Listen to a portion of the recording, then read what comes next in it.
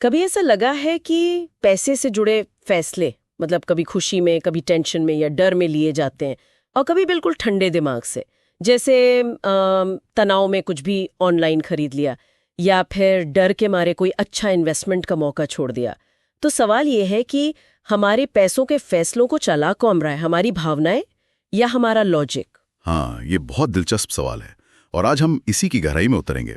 खासकर भारत में आप देखें तो मिडिल क्लास और जो कामकाजी लोग हैं उनके लिए पैसा सिर्फ नंबर नहीं है, वो भावनाओं से बहुत जुड़ा हुआ है। हमारे पास एक लेख है जिसका शीर्षक है भावना या तर्क, कौन चला रहा है आपका पैसा। हम उसी के खास पॉइंट्स पर बात करेंगे। अच्छा, तो मतलब हम ये समझने की कोशिश कर रहे हैं कि ये इमोशंस और लॉजिक कैसे असर डालते हैं हमारे फाइनेंशियल डिसीजंस पर, और शायद ये भी कि कैसे भावनाओं को थोड़ा काबू में रखकर लॉजिक को आगे लाया जाए। हम कुछ नए प्रैक्टिकल तरीकों पर बात करेंगे, है ना, जो शायद आम सलाहों से थोड़े अलग हों। बिल्कुल, कोशिश यही रहेगी। तो चलिए शुरू करते हैं ये पड़ताल। तो ये जो पैसों के फैसलों में भावनाओं और तर्क के बीच खींचतान होती है, ये होती क्यों है? मतलब अक्सर इमोशंस ही क्यों हावी हो जाते हैं? देखिए, इसके कई कारण हैं, कई परतें हैं। अगर हम मनोवैज्ञानिक तौर पर देखें तो भावनाएं जैसे खुशी हुई या तनाव हुआ या डर लगा, ये दिमाग के उस हिस्से को ज़्यादा एक्टिव कर देती हैं जो तेज़ी से फैसले लेता है, और नतीजा जो सोचने समझने वाला तर्क वाला हिस्सा है वो बेचारा पीछे रह जाता है। और आपने भारत का जिक्र किया, तो क्या हमारे समाज और कल्चर का भी इसमें कोई रोल है? बिल्कुल बिल्कुल। भारत में आप देखें तो सांस्कृतिक और सामाजिक दबाव बहुत मायने रखते हैं। जैसे शादी में एकदम शान वाला खर्च करना है, हाँ, दोस्तों को महंगी ट्रीट देनी है, परिवार की मदद करनी है, ये सब कहीं ना कहीं भावनात्मक खर्च को अनजाने में ही सही पर बढ़ावा देते हैं। सोर्स ये भी बताता है कि तनाव में अक्सर लोग ऑनलाइन शॉपिंग जैसी चीजें कर लेते हैं। हाँ, वो तो है। और जब बहुत खुश होते हैं तो बजट से बाहर जाके महंगी चीज खरीद ली। और डर तो खैर लोगों को अक्सर अच्छे इन्वेस्टमेंट के मौकों से भी दूर रखता है। ये बात तो है। और मान लीजिए किसी के पास फाइनेंशियल जानकारी कम हो या कोई प्लान ना हो, तब तो शायद भावनाओं पर डिपेंडेंसी और बढ़ जाती होगी। हाँ, निश्चित रूप से। जब आपके पास तर्क करने के लिए सॉलिड जानकारी या कोई प्लान नहीं है तो फिर आप किस पर निर्भर करेंगे? भावनाओं पर ही ना। और ऊपर से वो सोशल मीडिया पर दूसरों की चमचमाती लाइफस्टाइल देखकर वो भी कहीं ना कहीं उकसाती है कि हम भी वैसा खर्च करें। सही बात है। अच्छा, तो अब आते हैं सबसे जरूरी सवाल पर।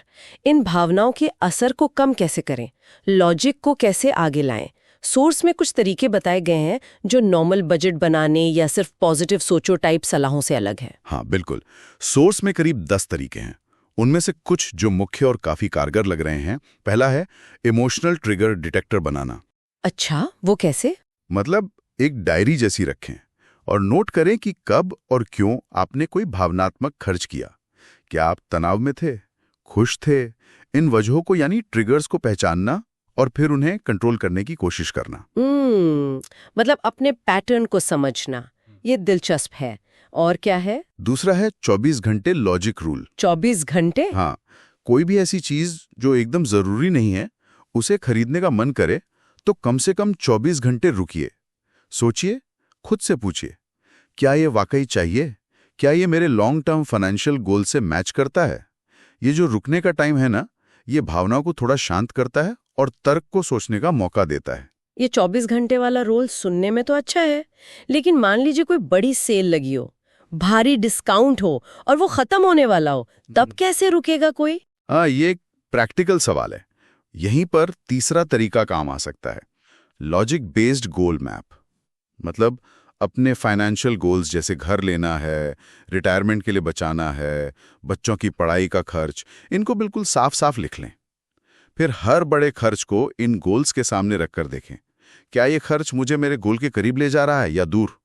इससे वो डिस्काउंट का लालच भी शायद थोड़ा कम असर करेगा। अच्छा, गोल्स को सामने रखना, ठीक है। चौथा तरीका है ऑटोमेटेड मनी सिस्टम। मतलब? ऑटोमेटिक, हाँ। जैसे ही सैलरी आए, एक फिक्स्ड अमाउंट, मान लीजिए 10 या 20%, वो अपने आप आपके सेविंग्स या इन्वेस्टमेंट अकाउंट में चला जाए, जैसे SIP में या RD में। इसमें भावनाओं का कोई रोल ही नहीं रहता। पैसा आया, कट गया, इन्वेस्ट हो गया, बात खत्म। हाँ, ये तो बहुत कारगर लग रहा है, खासकर उन लोगों के लिए जिन्हें बचत शुरू करने में दिक्कत होती है। बिल्कुल। पांचवा है फाइनेंशियल लॉजिक डायरी। मतलब हर हफ्ते बैठकर अपने पिछले हफ्ते के फाइनेंशियल फैसलों को ईमानदारी से देखिए।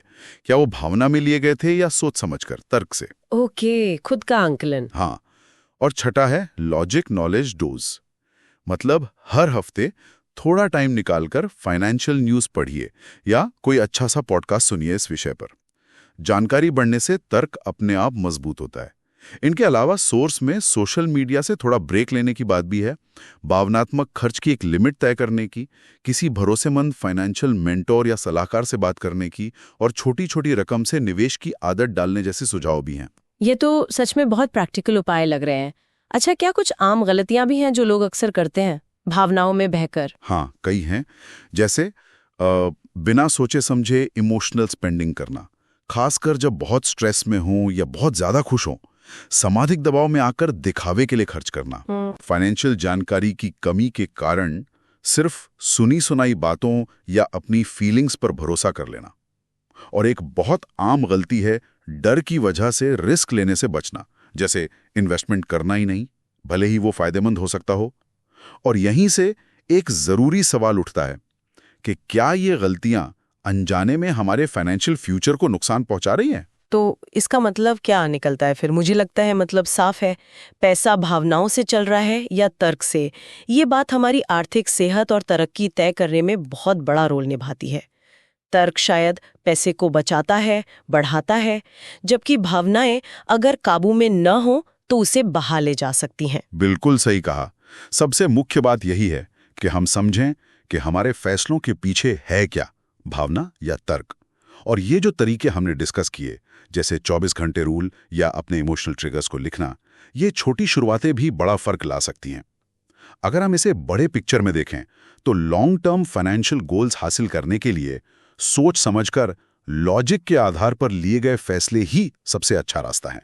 तो अगली बार जब भी कोई फाइनेंशियल फैसला लेना हो, बस एक पल रुकिए, शायद एक गहरी सांस लीजिए और खुद से पूछिए, इस फैसले के पीछे भावना है या तर्क? आज ही कोई एक छोटा कदम उठाइए, चाहे वो अपनी खर्च की आदतों को लिखना हो या ऑटोमेटिक सेविंग्स शुरू करना, क्योंकि पैसा तभी सही दिशा में बढ़ता है जब उसे तर्क गाइड करे। और जाते जाते सोचने के लिए एक बात, क्या तर्क और भावना के बीच एक सही बैलेंस बनाना यही असली चुनौती है और शायद यही असली कला भी।